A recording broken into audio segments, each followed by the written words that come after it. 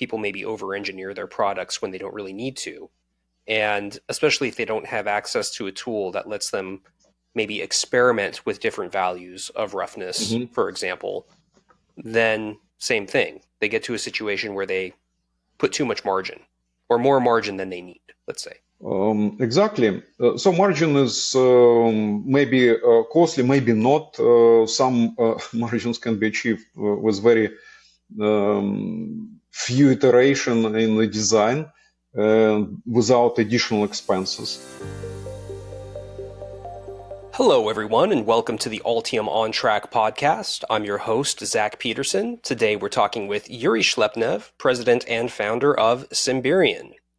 If you've been paying attention to some of the news over the past couple of months, you have probably noticed that the newest version of Symbior was just recently released. I'm a big fan of this program. I know many other Altium users are big fans of this program, and so I'm very happy to have Yuri here to talk about it with us today. Yuri, thanks so much for coming back on the podcast. Hi, Zakaria. Thank you for inviting me. And hello, everyone. Yes, it's great to have you back here. As I mentioned in the intro, Symbior is, I think, one of the best signal analysis or signal integrity tools for PCB designers. And when we were talking last time, I had mentioned that I think the thing that's great about it is it really eliminates a lot of the complexity for simulations, specifically for people who may not have a really technical background as far as electromagnetics and computational electromagnetics and things like that. Yes, this is exactly right. And all our latest developments are essentially to make this technology accessible to not only seasoned signal integrity engineers, but also layout engineers. And the foundation for this was our fast decompositional electromagnetic analysis with proven accuracy. But that was still difficult to use for people not familiar with scattering parameters and electromagnetic in general. So, and a few years ago, when we started this development of compliance analyzer, SI compliance analyzer tool, and last time we discussed it, and that was about a little less than 2 years ago, and it was a milestone in there. So we proceeded and built even easier to use, more interactive version now with possibility of automation. And it still has all those accuracy and computation speed capabilities. And that's, I hope I'll show how it looks like now and what you can achieve with this. Yeah, and before we jump into the demo, I think one thing that's important to note is one of the great things about it is that it cuts down the time to get an initial result before you go into like a full 3D simulation. So I see it as really useful for just evaluating your initial estimate of how you're going to route your transmission lines, design your stack up, and those kinds of things. And I think as long as you hit those metrics with that fast simulation, then you can go through, do more work on your board, and then start to qualify it in 3D. Would you say that's an appropriate approach? Yes, that's yeah, that's correct. And you have to do as much as you can in advance, and this version technically has this. We implemented SI compliance analyzer capabilities for pre-layout. Where you start experimenting with different stack ups, design views, and so on. And it's probably easy to show how it looks like, but then it goes into layout, and from layout you can get board before the manufacturing and run it again, get the data from manufacturer on materials, on adjustment during the manufacturing, run it again. And with this version, you can also if you do it like this and do the post layout multiple times, you can also check and compare the results with the previous iteration of the same board. So starting from layout, then you get into first iteration of this board, of the same board, and compare the results, and then hopefully you manufacture it, bring the measured data in and compare. So, and everything to make the whole process, so remove all uncertainties and make it more predictable. And that's what the software is about predictability, how to predict interconnect behavior rather than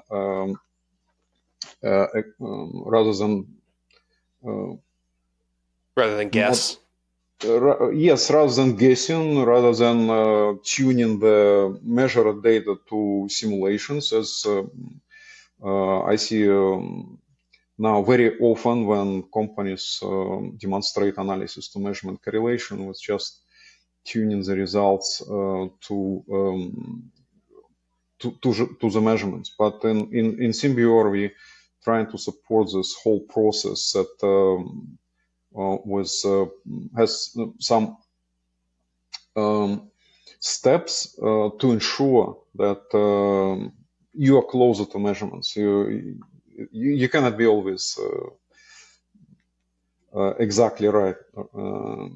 Some things still can go wrong. So that's what we do. Yes. So as we've been talking, you mentioned a couple times compliance analysis, and you also mentioned pre-layout compliance analysis. When I hear that, and I think when other folks hear that, they'll probably think that means we're evaluating an initial design against some standard, so DDR4 or PCIe 5 or something like this. And then pre-layout, would that be from a linear network? Yes, it's a linear network. We don't have models for nonlinear drivers yet. Specifically for this PCIe 5, you need equalizers over there. But there are still metrics that do not require nonlinear models of drivers and receivers. So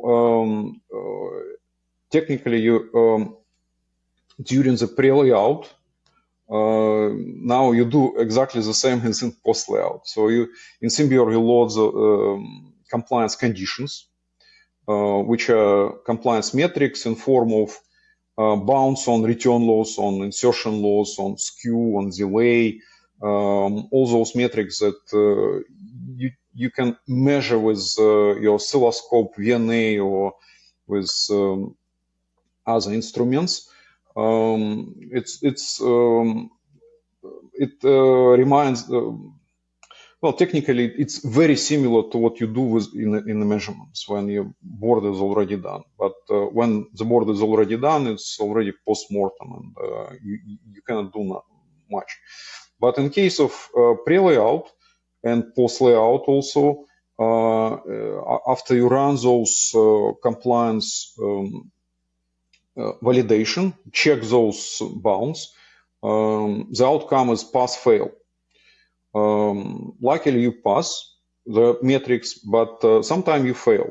And then you have to troubleshoot. What is the problem? What pinpoint the location of the problem? This is equally important in pre-layout as well as in post-layout. In pre-layout, you design all transitions. Well, what are interconnects? Waveguiding structures that must have some continuous impedance from start to end without interruptions by discontinuities, by different. And our ERC mode and compliance analyzer helps you to find all those locations, but that's preliminary. It's local analysis. Most of the parameters that validated or checked versus compliance metrics, they're coming from the whole network, the system. Insertion loss, return loss, different types of crosstalk, and You check them, and then you have to see where's the problem and fix it. In pre-layout, it's easy. You control all the discontinuity. You create models for discontinuities or get those models from vendors, connector vendors, cable vendors. And then you provide this information how to route this board to layout engineer. And possibly this is the same person, and we have more and more cases like this.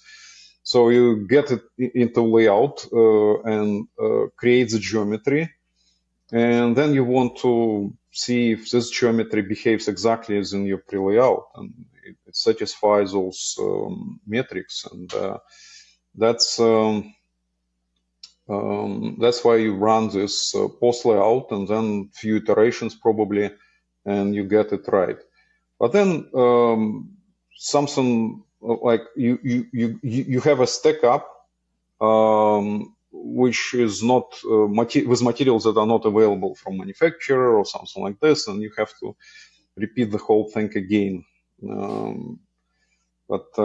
Yeah, this is maybe tedious process. And last time we discussed that I wish it all was within a layout tool. So layout tool uses only the structures that comply with all the signal integrity requirements and comply with a particular standard. Like PCIe 5, you design a bus for this, or links. Why not do this from the beginning? So 2 years passed, and there is nothing close to it in the industry. You see, that's just never happened. Yeah, that's one thing I wanted to ask is why is that? Why has it taken so long to do that? Because Nobody does it. nobody does it. You're gonna be surprised, but according to my sources, none of the major companies, they may have deep kind of those, I don't remember those skunk project in deep in the companies that develop such tools, but no, they have separate division. One is modeling, another one is routing, well, they almost not talking to each other, and obviously that's different. Those are different products, different revenue streams, and imagine that no modeling anymore. And router does your interconnects as it is supposed to do, compliant with PCIe 5 immediately, no simulation required. Or simulation is done as necessary in background without your knowledge, but you don't have to design these, you don't have to design footprints for the connectors, and that would be really a killer product. No, I have not heard about anyone doing it. So if people are in layout, they are in layout development. If people are in simulation, modeling, they are doing modeling and simulation and try to get as much money for this as they can as an additional product, and confusing people what they need actually. 3DM, for instance, or do the complete thing in 3DM, and I don't know. It's just nature of the industry now with big companies, and I wish we did it different. From a business standpoint, I mean, what you just mentioned, right? Of course, it makes sense, but from a user experience standpoint, it makes absolutely no sense. Yes. And I think it's funny you bring this up that no one has done it, because sometimes you read a paper or something and somebody presents an S parameter spectrum, and then they just kind of state casually, oh yeah, this will comply with this standard. And I think one of the questions that would come up if somebody were new to all of this and they read that, they would say, well, how do you know that? Mm-hmm. Like what is the metric that you're supposed to just know off the top of your head that this complies with for example, PCIe 5. Yeah, and what parameters of the models went into there, and what adjustment of the geometries from manufacturers went into there. If you put all those things in, it's still difficult domain. So there is no easy way to. You have to design. In other words, if you have more uncertainties, you have to design with a big margin, considering all the losses, crosstalks, and so on. So, and yes, when I say I wish it was immediately compliant, that requires a lot of things. Like in Altium, they've got this part suppliers, right, into the system, so you know exactly what part goes in. There must be exactly the same thing system to get the information from material manufacturers, PCB manufacturers, about all the process that they use to manufacture the particular PCB with all the roughness parameter models. Dielectric models, they are okay now. They usually specified quite well, very close, but conductor roughness is complete uncertainty, and that's very common question. Where do I get the conductor roughness model parameters? And most common models like Hurray-Brakin or causal-Hurray also this. Where to get the parameters for those models? And some people provide. It's a guessing, and some people provide. Okay, you get this RZ number, and on the base of RZ number, you can compute one parameter for Hurray model, and the other parameters roughness factor is going to be fixed to 8 or 9 or something. That's cannonball model, so-called. You fix the roughness factor parameter, and then you guess the surface roughness or nodule ball diameter from RZ, pure guessing, because of RZ is different on different surfaces, and the model itself is not relevant to pyramids or to cannonballs or anything like this. So you guess, and you're gonna be somewhere around like plus minus few dBs at some frequency, and some people say, well, this is better than nothing, but it may be maybe a recipe for disaster because of its that's a margin, exactly margin. Few dB plus minus is where you cross the boundary between pass and fail.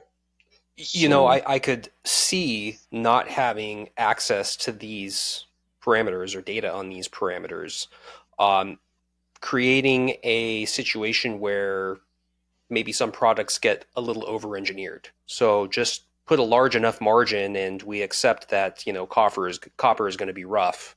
We don't know how rough, but as a result, people maybe over-engineer their products when they don't really need to. And especially if they don't have access to a tool that lets them maybe experiment with different values of roughness, for example, then same thing. They get to a situation where they put too much margin, or more margin than they need, let's say. Exactly. So margin is maybe costly, maybe not. Some margins can be achieved with very few iteration in the design without additional expenses. Something like making layer thicker and traces wider, and you get a big margin.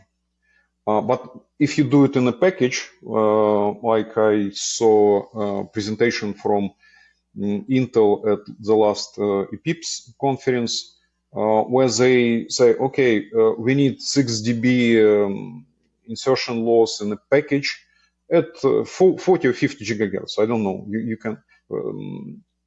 can look up.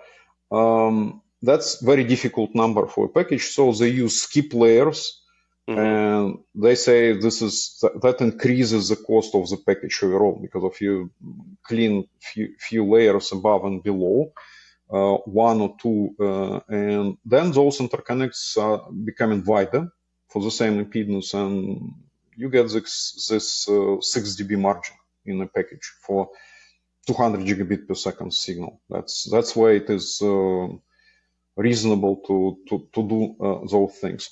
But for PCB, it may cost not much. Double layers and above, below, and your trace is wider, and your losses much lower. And obviously, numerical experiment costs almost nothing, just your time and software, obviously. But when you do it without the software and without some preliminary numbers, that's going to be a costly experiment, or respinning of your board, actually, even. So right now I see trend. Traces are getting narrow and narrow and narrow. Like 3 mil, 4 mil, dielectrics are thinner and thinner. And people then put those repeaters or retimers on the same board, because of they cannot get those signals from one end of the board to another without huge losses, and instead of, and that's much more costly, repeater delays and all this stuff, and I don't know, there is a lot of potential in achieving much better performance of interconnects, just working properly with the materials, with board manufacturers, and selecting. You mentioned this, building your stack up that allow you to get the signal from one end of the board to another without huge losses and without retimers. Nowadays, they in some standards like OEF, they do not really recommend retimers, and they say, well, re-engineering the electrical part may remove they call it linear drivers or something like this, where they technically get the optical signal without repeating the electrical signal. So same on the PCB. That's where it is important to select your material, to the analysis, and see all the possibilities what you can achieve. Just selecting proper materials, proper stack up, and designing your discontinuities, via holes. That's so in terms of a workflow, right, on the pre-layout end, you're mentioning things like discontinuities, connector footprints, maybe the footprint on the ball out on the bottom side of a package, right? All of this stuff are things that you could put into a linear network, basically link each block together with your proposed transmission line routing style, whatever that may be, whether it's strip line, coplanar, whatever. And then you can go through, get all of the SI compliance metrics, and really check that, hey, this link is going to work for PCIe or 25 gigabit Ethernet or whatever. Yeah, exactly. And I can show you how it looks like in Symbior now, this compliance analysis, and that's extremely easy. If are we ready for this part? Or yeah, let's go ahead and take a look. Just go ahead and hit the share button, and you'll be able to share. Share screen. So I would encourage anyone who is listening on audio to head over to YouTube and watch this demo. Not only is it, of course, a good demo on a good piece of software, but we'll also learn how to interpret some of these compliance metrics just generally. Okay, pre-layout, I basically prepare it. I'm not going to go through all how in pre-layout you create your transmission line model in Symbior, or you create VIA model in Symbior 3D VM model. That's there are demo videos showing how to create 3D VM model, optimize it. This one is not optimized, so I can see it. It's pretty reflective up to 52 gigahertz. So we're looking Yeah. at some 3D structures initially of differential microstrip lines and differential via transition differential that are via proposed transition. for a new design. Yes. And you design it in Symbior, and then you need to see if this is you can create a link out of those model, and the link is compliant. So I create linear network with SI compliance analyzer under the control of SI compliance analyzer. And now I have this SI compliance analyzer over here in LNA mode, so-called. Analysis conditions here, 32 gigabit per second. Well, we can load particular standard like PCIe 4. And maybe we'll later switch to PCIe 5. So I loaded compliance condition for this PCIe 4, 16 gigabit per second, 30 picosecond rise time, and compliance conditions are in compliance conditions. Obviously, section here of in compliance analyzer in form of insertion loss, return loss, constraint, common to common return loss, I diagram, TDT. This is for delay. Yeah, this is for delay between links, so there are no links here. Skew and TDR. So, but I don't have circuit yet to simulate. So to create a circuit, I just drag and drop elements of a link, transmission line, then model for this multi-via. This is a 3D model of via. Then again, transmission line. So I'll transmission line include it's a differential. So all the ports here are differential. Then multi-via again, then differential transmission line. I can put some lengths in there, but that's not necessary for this demonstration. I auto-connected. Symbior auto-connected. This is a whole differential link now. And there are IOs on both sides.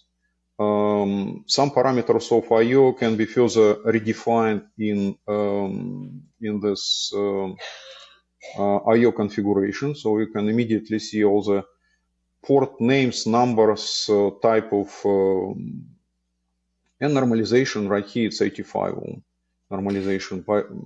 I think this type of window would be really easy for someone who is not a simulation expert to use, because it really looks a lot like schematic capture. You're just dragging pieces in from a library. I mean, you created the transmission line, in the project, of course, but you're just dragging pieces in and connecting them together, and now you've defined your signal flow. Yeah. Now, if the only thing we can do now is run it and see the results practically immediately. And the results, you can see all those green boxes. You can arrange the graphs here, pin them down, return loss. So return loss is okay. Skew is 0 pretty much, because of this is link without any bands and so on. TDR of this link. And you can pin those down, and they stay in the schematic. So next time you open it, you can see those things as well. And eye diagram, obviously. So it's a big open eye. So what if we have some package or other models on both sides? So all we need is just add a model of a package, and I'm just let me just pick up this, for instance.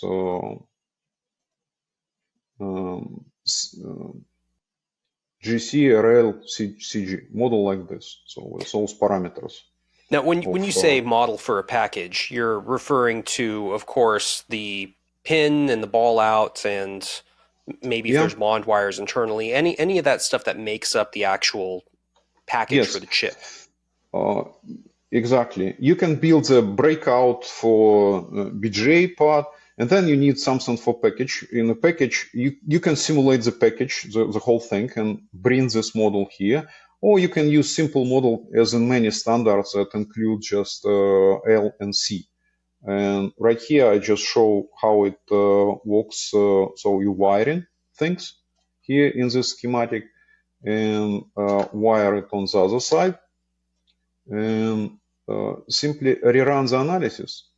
So now all I need is just again run button, or there is a pop-up menu in, and it's still okay. Return loss, we miss the point. Oh, okay, that's it's already open. This is a graph for return loss. It's hit a little bit violating this condition. So that was the next thing I'm going to ask you, which is when you're looking at this, when you go through your simulation, you're looking at the S parameter spectrum that's produced, right? There's this black line that's overlaid a little bit in the software. That is the limit that you're trying to hit, either stay above if it's losses or stay below if it's reflection. Yeah, like for return loss, you can see if you're familiar with PCIe standard, you can see that it's below minus 10 dB up to 1.25, then it's below 8, then it's below 6. So this is a metric. So you can enter it yourself, or we have some examples of how to do this together with Symbior. So same for eye mask. You can see the eye mask. You can see the mask for common-to-common return loss, or you can see those directly on those graphs here after the simulation.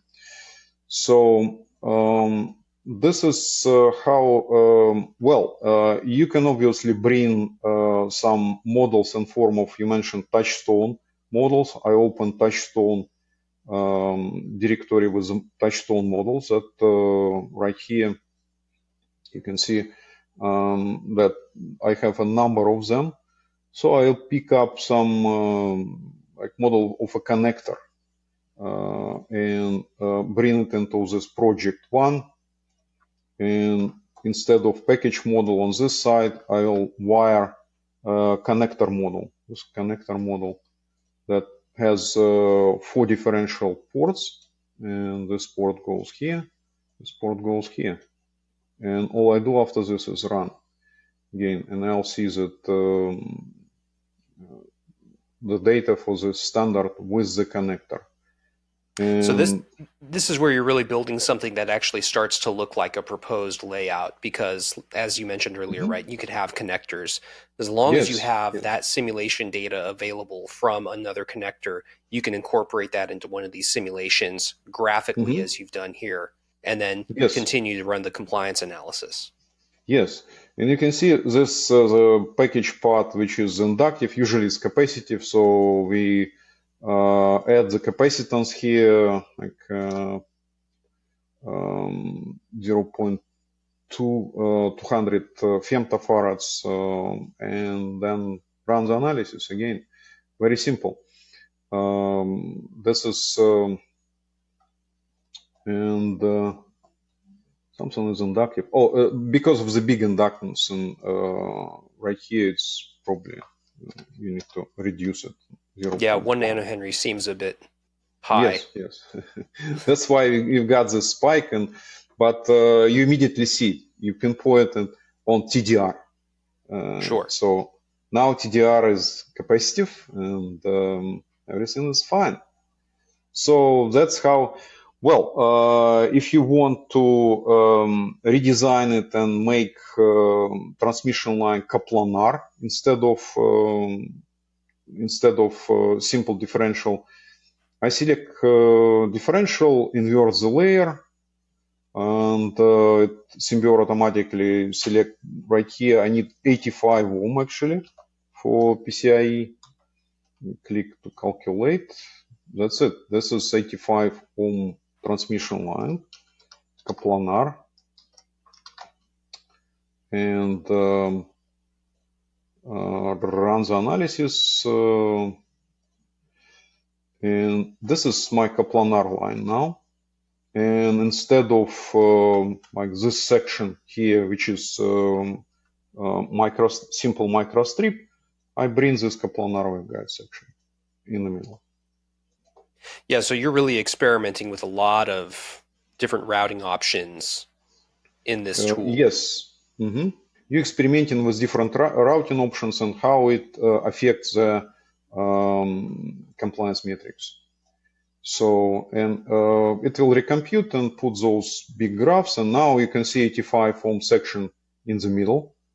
And so if you want to see the bigger graphs, there is a compliance browser right here, new tool. You just hit collect and see all those measurements. Let's take a look at TDR. And right here, those graphs are more dynamic. So the other graphs are going to be dynamic as well. But for some reason... Yeah, now you can overlay your cursor. You can really inspect overlay specific points. Cursor, yes, and see how it goes. And you can check multiple curves here, but right here we have just one eye diagram. What's really nice about this is that in your compliance browser, right, you're looking through all of the different simulation results kind of one by one, but you have a really nice pass-fail state entry right there in that table. There's no guessing, right? Someone who may not be familiar with all of the compliance conditions, it just says right there, did it pass or did it fail? They can move on to the next one. Yeah, let's just see another example. I bring the S16P file and see if this is compliant with PCIe 4. And I just go again, close this browser and open Compliance Analyzer and create a new compliance analysis. Bring this PCB links in here. Auto connect just without anything, and this is this is for it copied the compliance metrics from the previous linear network analysis, and we'll see if this is compliant. And we can see for this model we can see crosstalk parameters and like this. So all this are compliant here. You can see all those metrics in either one by one or in compliance browser. You can collect all of them, and now we can see, for instance, from LNA2, you can see one of the links has resonance somewhere, and all other are very well aligned. So TDR, compare TDR very quickly. So no need to create the graphs and then drag and drop. Everything is collected almost immediately here. Now, quick question, right? Yeah. This second network that you've just done, this other network is basically like a section of a PCB. So rather than drawing out each of the transmission lines, you already had a model for a PCB with no components on it. There are some transmission lines on it. Now you could start to add in the ports as you've done here, or you could add in connectors, let's say. Yeah, I can add in connectors. So I again open Touchstone Analyzer, get a connector model which is 16P model, and bring it into project 1, get project this and wire it with a connector. And again, I can put it use auto connect, it will reconnect and the wire this connector, preserving the link connectivity. Each IO has some link parameter assigned to. So this is link 1, this is link 1 as well, and then link 2, 3, and 4. So what we're looking at here now, right, you have a set of ports that you've defined on the PCB, right? We don't really care how they get there, but there's a port on the PCB. Then the other end of the PCB connects to a connector. And then you're looking at the output of the connector. Output of the connector, we'll see this side, which probably BGA side. This side is connector side, and then you can continue and wire those things. And that's right here. We can see some failed condition, common-to-common return loss failed. So, but at this point, we can also experiment with other things. So, for instance, crosstalk is not specified in this standard. But what is a crosstalk? And for crosstalk, all those metrics here, it's just under one click of a mouse to add. For instance, we want to take a look at power sum crosstalk, and we want to look at single crosstalk from pulse response, and put some limit on the crosstalk from pulse response, like simple 4 millivolt, let's say. And then just run the analysis. So now we'll see the crosstalk and the whole thing, how it looks like. So it takes a little longer, but still within probably less than a minute. It computes different types of time domain. Pulse crosstalk. Right here, we can see that there is fair amount of crosstalk in those links. 29, and this is probably in the connector. And you can see power sum crosstalk, which is high. So if we want to put some limit on power sum crosstalk, simple, below 30 dB. Again, run the analysis. Right now it reruns all the analysis, but in the future we'll probably recompute only the things we need to recompute. So, and all this is very consistent. You can see now a lot of red boxes here, and red boxes are metrics that didn't pass. So a lot of crosstalk. And in compliance browser, we can collect only failed metrics. And now we'll have failed metrics. This is common-to-common return loss, which is violated over here. Power sum crosstalk violated badly. And crosstalk at different locations. You can see all those locations where it is. So both connector and PCB had some crosstalk issues. But I started with pre-layout, but let me show you how the post-layout looks like. I will just import Allegra board from called OCP, Open Computing Project, and there is a board, connector, and slot riser over here. So the process for post layout look almost exactly as we saw it in pre-layout. The only difference, you don't have to create the models, you just need to select links for the analysis. So right here, let me just make it larger. We can switch to 3D view.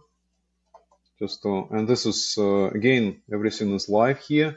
And select PCIe. So what we're looking at on screen now, we can literally see all of the different traces overlaid on each other. And now you're searching through the list of nets in this design just to select the PCIe links.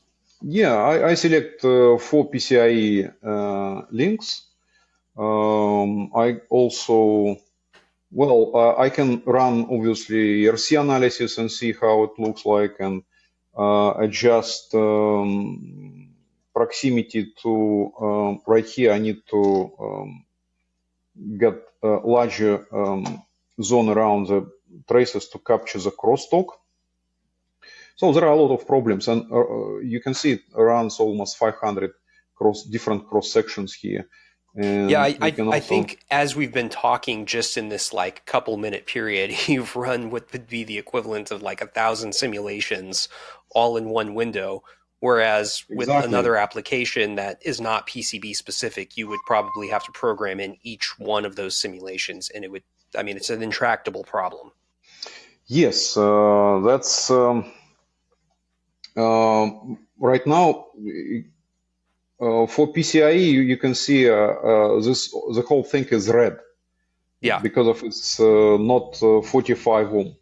So Hmm. essentially, to make it 45, you need to adjust material properties. For instance, right here, those are not on the surface, but second layer from bottom, FR4, 3, 4, 3, 365, 385. So if you put dielectric constant to, we need actually smaller. Yeah, we need smaller, then we need larger dielectric constant, 4.2, for instance, 4.2. So select different dielectric and then run the analysis again. First in ERC mode, just to make sure that impedances are okay. Where we moving? 47, and let me one more time. See, now with this process, you can iterate through materials before you even do any of the Yes, SI, yes, any of the SI yes. stuff. It's just qualify the stack up Uh-huh. in an existing design.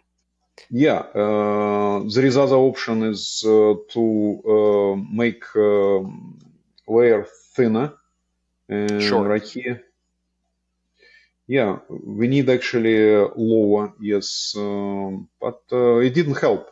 So Well, we can make traces larger, wider, and that may be helpful. So but enable one thing trace. to note about the materials here is you're not picking from a library, right? You're actually custom designing everything with the materials, right? So you're picking the DK and the thickness, but it's up to the designer to then go back to their fabrication house, their material vendor, whoever, and ensure they can get a material that matches those two specs. Yes, and now you can see that we needed to adjust traces, make them wider by 1 mil, and we also increase the dielectric constant, and now we have impedance very close to required. So that's what. And the next step is to And just for run. those listening on audio, we're not looking at like a 2D cross section here. We're Uh-huh. actually looking at the actual traces in the layout as they Yes, would be yes, manufactured and making these adjustments. So that's what's really powerful about this view in this software. exactly. And so next step is to run fast SI analysis and see if those interconnects are compliant. Just preliminary. This is preliminary analysis, and the last step would be to run it as full 3D analysis, and we'll run it shortly. So now it creates all these models to make a sweep. So in ERC mode, it just analyze everything locally, but right here it unites everything into big, create big circuits that you cannot really create manually. So those are all the unique cross sections everywhere, transmission lines and so on. And so everything passes here. But this is just board. This is technically you have to budget it to. This is not a complete link. So the complete link would be this board, then plus connector, and plus another board. And that's what we can do next. This is called enhanced post-layout analysis, where you switch to LNA mode and create new linear network. Bring this extracted PCB traces, models for extracted traces into this layout here. Here you can see that this is connector side, this is BGA side. So we just can just for a moment. So what you've done is you've taken that PCB we were just looking at. You've created a created a block. model for links, PCIe links, Right. and now I'll use a connector model on this Right. side and auto connect it here, or I can wire it manually and run it with the connector model. That's basically enhanced post layout where you can cascade things, extracted link or multiple link parameters. Those are all based on S parameters and connectors and another link and so on. So that's, and again, you can immediately, you can see right here, it also checked the crosstalk, and crosstalk didn't pass as well. So we can see that all those red boxes here. So due to connector muslim, connector has a lot of crosstalk, this connector, particular one. So, and yeah, we can now go into compliance browser, collect all the failed states, and create a nice report in HTML form to have it. And it goes and creates this report, put all those graphs into this report. And so you can now, when it is failed, you have to go back and adjust the structure either in layout or in your pre-layout, or ask for another connector model, something like this. But the last type of analysis is 3DSI right here, and I'll just for speed I select just one link here and run now, the analysis. Now we're back in the PCB layout, looking at it in 3D. Yeah. And then this is the actual 3D simulation. So we could assume, let's say, we've already figured out that our initial design is going to work. We've initially qualified it using the FAST simulator. Then we can go to a much more detailed simulation, and that's the 3D simulator you're doing now. Yeah. 3D Solver created all those discontinuity selectors and then used the same transmission line model between those selectors. Those selectors went into, you can see those 3D models, for instance, for vehicles. This is a parameterized model of vehicles that we can further optimize. Those are extracted from PCB. And they can be optimized in a vAnalyzer. So if you go into vAnalyzer, right here, those multi-via 2 and 3, they are here. So now SymBio running. It's running locally, but I can switch at any point, switch to distributed computing and use a couple of servers in here. And let me see. It just...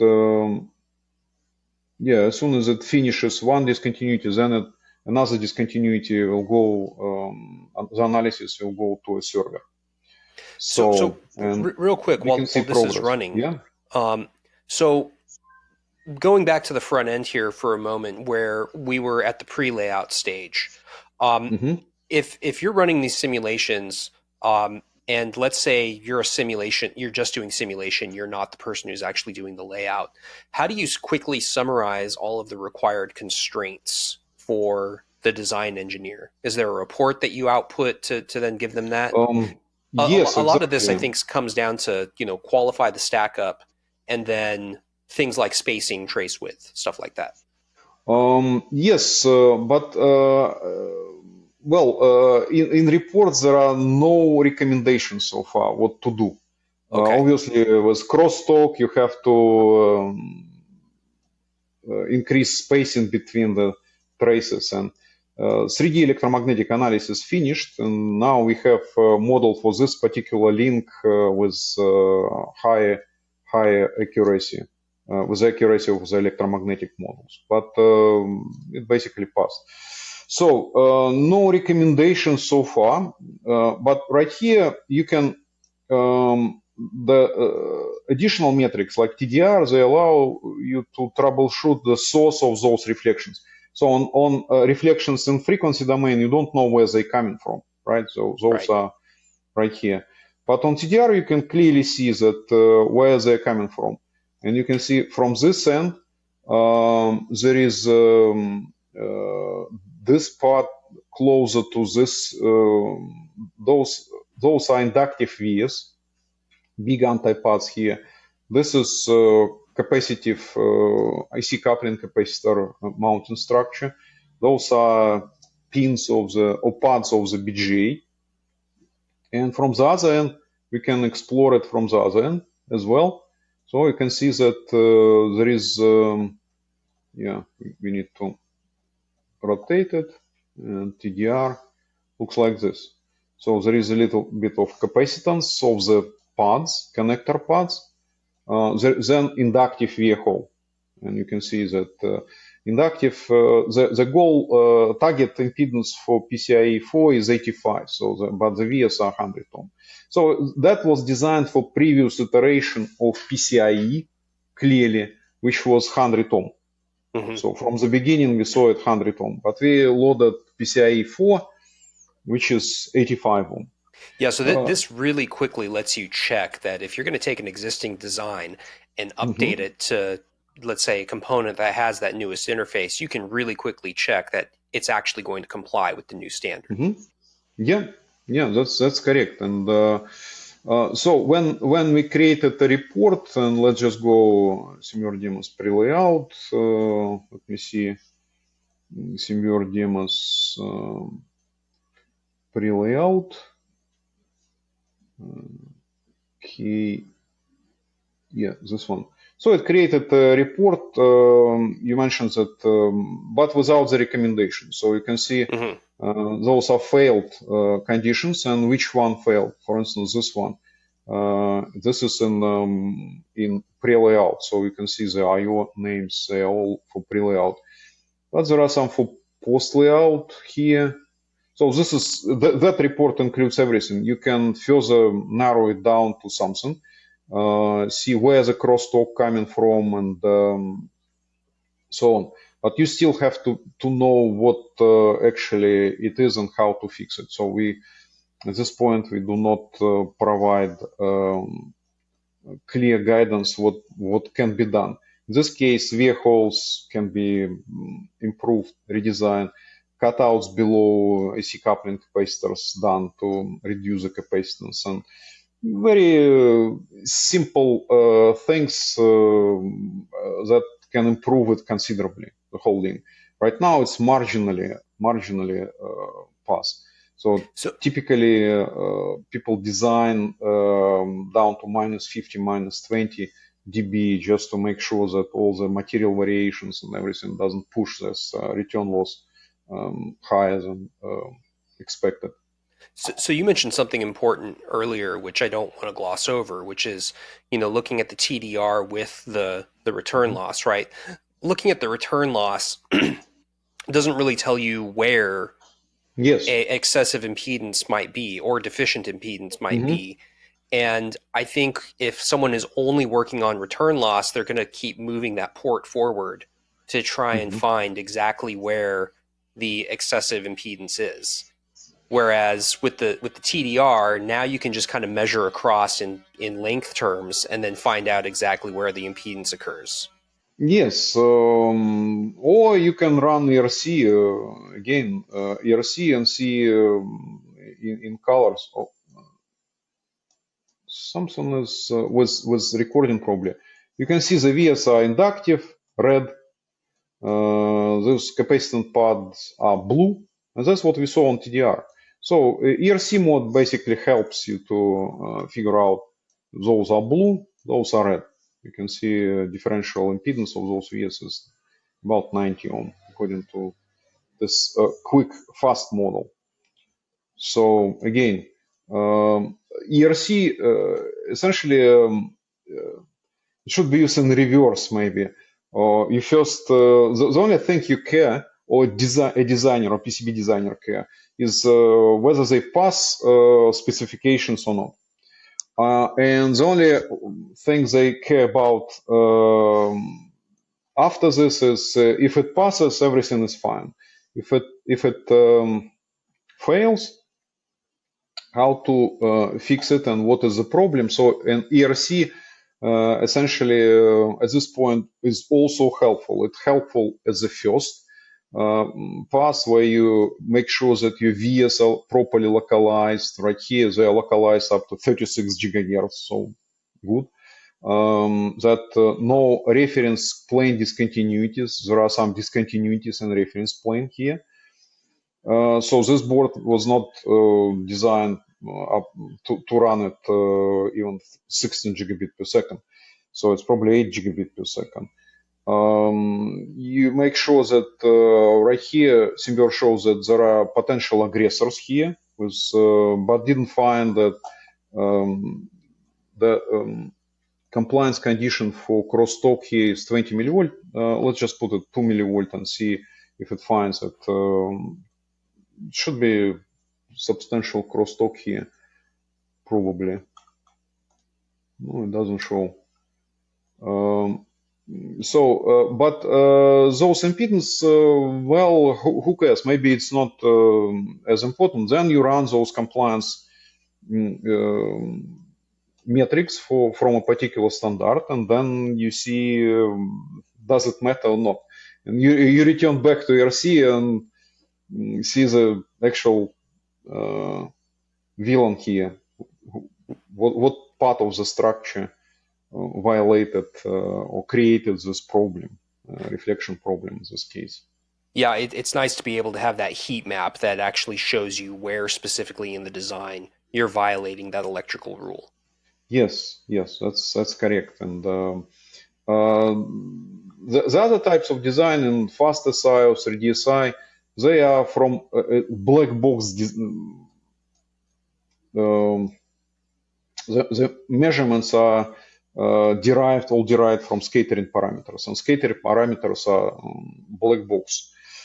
So only TDR gives you some glimpse into the interior of the structure. So that's what why we put TDR pretty much always into by default into the measured parameters. And so that's type of troubleshooting pretty much the same as you have the final board and you want to measure.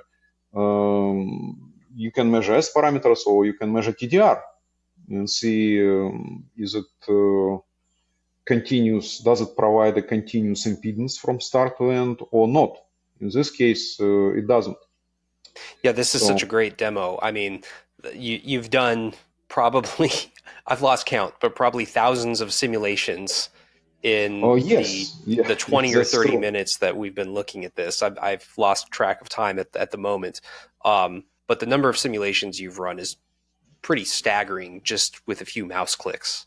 Yes, that's correct. And finally, we can run distributed computing analysis with 3D electromagnetic models for all 4 links.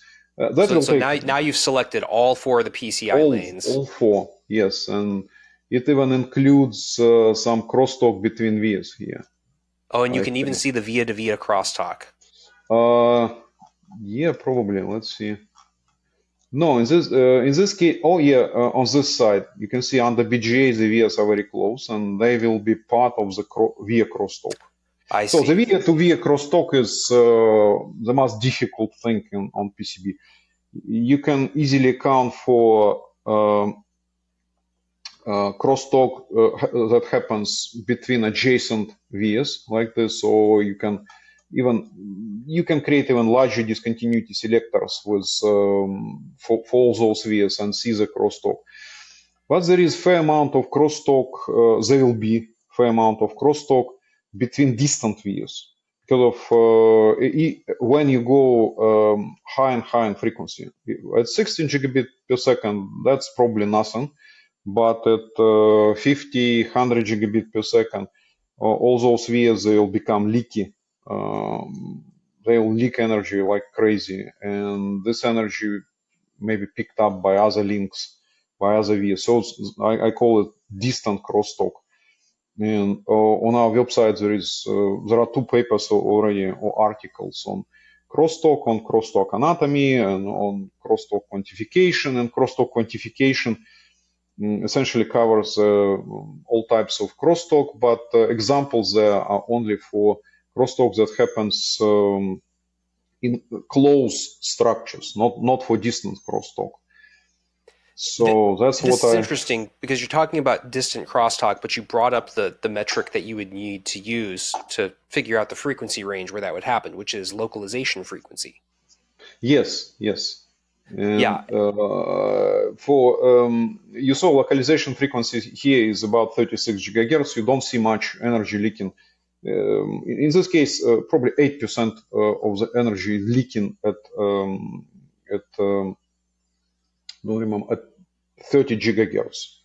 And right here, Symbio runs analysis on two servers, and that basically helps to get faster if you have more links and or want to do the whole board analysis.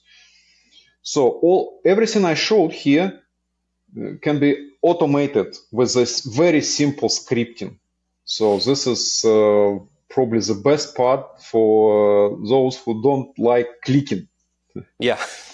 So um, and Or you could set it up and you could have 5 different variants of a board, let's say, and just click the script and it runs through all exactly. your different variants. And scripts look extremely simple. I can show you one of those. This is the same board that we run, OCP. Some parameters how to import this board, maybe additional stack-up data with proper material models. Then you can run electrical rule checking and get a report on this. And then you can run fast analysis with crosstalk, for instance. This is without crosstalk. This is fast analysis with crosstalk to see crosstalk parameters. And this analysis of 3D, one link I showed you, and that's how it looks like. You just say, well, I need this, create this model, 3DSI type, what to include, and it also can use the preset right here, preset 16 gigabit per second, preset for PCIe 4, to compute all compliance metrics automatically. And moreover, to compare the board results with the previous iteration of the same board. So if you keep it, it will use this as and will report which net is deviated from the previous version in person using S parameter similarity metrics that which run from 0 to 100 percent and 100% perfectly identical and 0 not. So that's one of the very important part of Symbior that we developed during the last 2 years. So very popular among people who doesn't want. Last time we also discussed SDK, which automates the pre-layout. Again, part of the pre-layout analysis. Now you can run the compliance metric. In scripting pre-layout is more tricky. It requires knowledge of Python or MATLAB, some other things. But scripting for post-layout is extremely easy. Yeah, and I can see how that's going to keep a lot of people very efficient, especially if they have a lot of boards they need to try and put through a standardized analysis process to get them qualified. Yeah, that's correct. And so we went through most of the discontinuities here, and it keeps running. And it usually takes like 10 minutes to complete this analysis. But that's analysis for the 3D electromagnetic models, automatically created.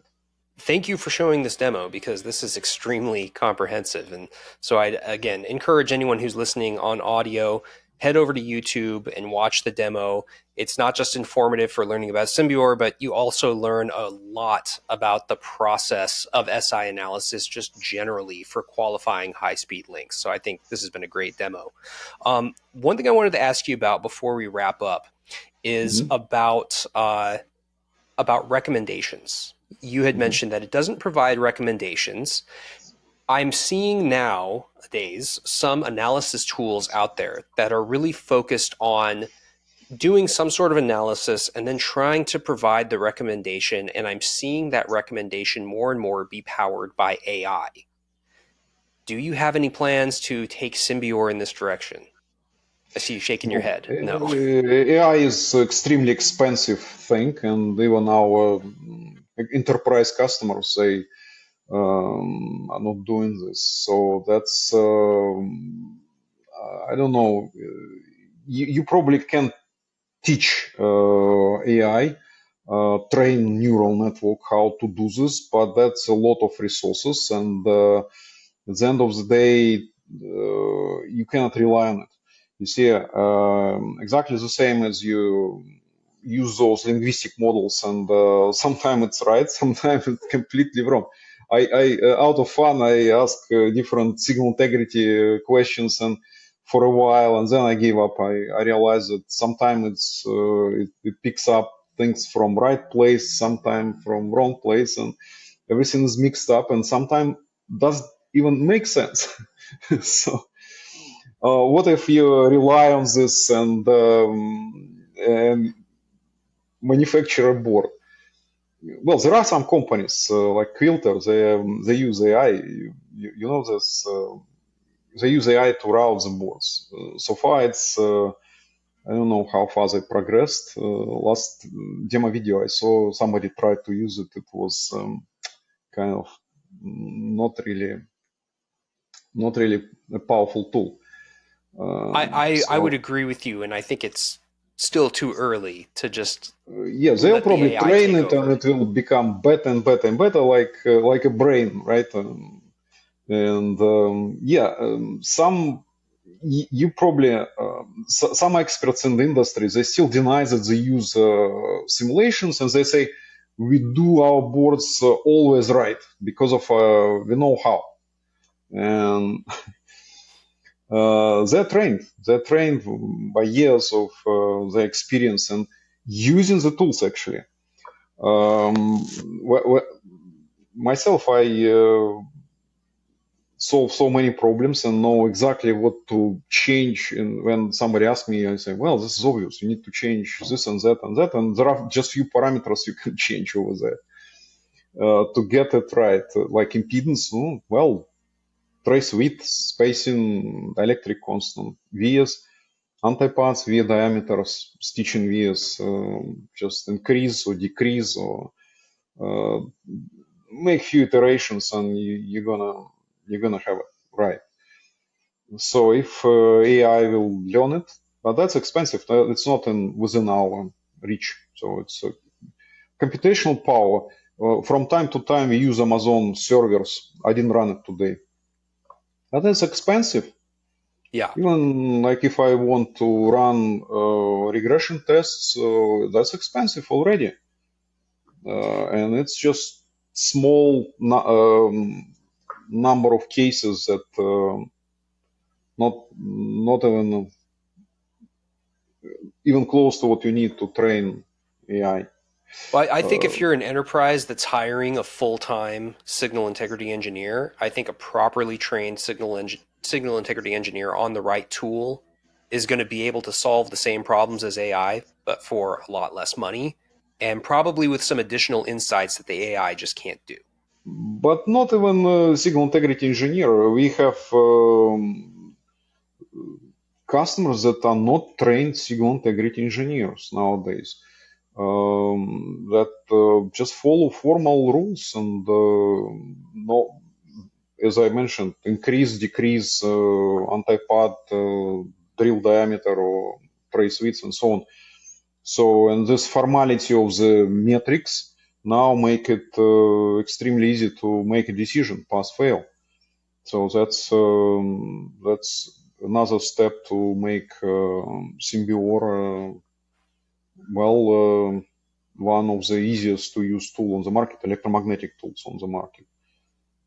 I would agree. I would agree. Well, at this point, we're out of time, unfortunately. But this has been extremely informative for me, and I hope extremely informative for all the viewers and listeners. I would encourage anyone that is interested, again, if you're listening on audio, head over to YouTube and watch the video. You'll learn a ton. And make sure to check out the show notes. You'll be able to find some links to learn about some of the topics that we've discussed in this episode. Yuri, thank you so much for joining us today. Zakaria, thank you for inviting me. Thank you for good questions, and thank you everyone for listening. And I forgot to mention, you can go on our website, download Symbior, and get a free license for trial, and see for yourself how it works. To everyone that's been watching and listening, we've been talking with Yuri Shlepnev, president and founder of Symbiorion. If you're watching on YouTube, make sure to hit the like button and hit the subscribe button. You'll be able to keep up with all of our tutorials and podcast episodes as they come out. And last but not least, don't stop learning, stay on track, and we'll see you next time. Thanks, everybody.